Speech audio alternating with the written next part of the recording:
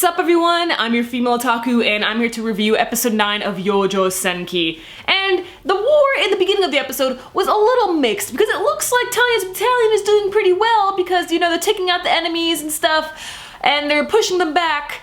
However, because the enemy took out the train, the railroad, that is their main source to where they get their supplies, because that railroad that they took out was the train uses that road, okay? They use that train track, okay? And that's how they get, you know, their supplies, their food and stuff like that. That's taken down. So even though Tanya's battalion is doing well taking out all the enemies, their soldiers are also getting taken out. So they're getting injured left and right, and the battalion is getting smaller and smaller.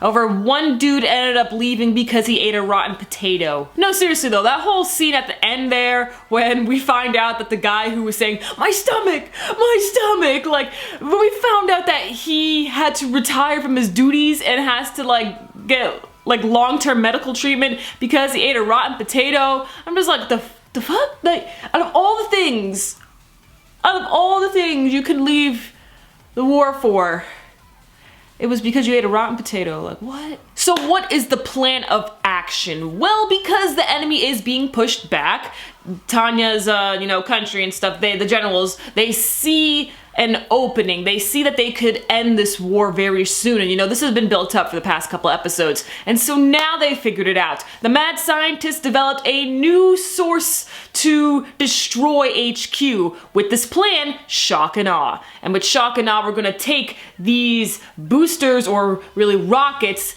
and shoot them at HQ. The enemy HQ. How did Tanya get herself into this? Like, even though we see Tanya having fun in the war, she still wants to be in the rear lines. She still wants to have her peaceful, relaxing life. But somehow she just gets thrown into these situations and it's just like, how? Tanya, how did you get here?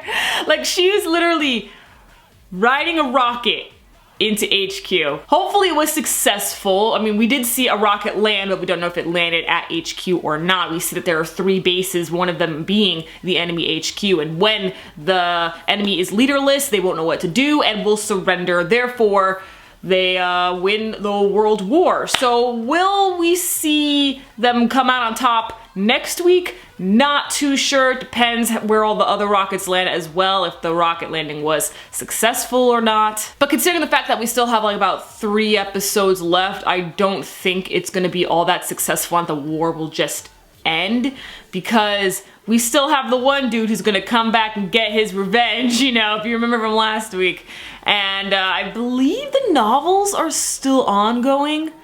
I'm not positive, but I'm sure the war is still gonna be going on, or at least some form of battle is gonna be taking place. Maybe the world war ends, but some other battle pops up later on. Don't really know, but we'll find out next week. So let me know your thoughts on this episode and catch me later as I review Blue Exorcist and Showa Genroku Rakugo Shinju. I'm your female otaku. Sayonara.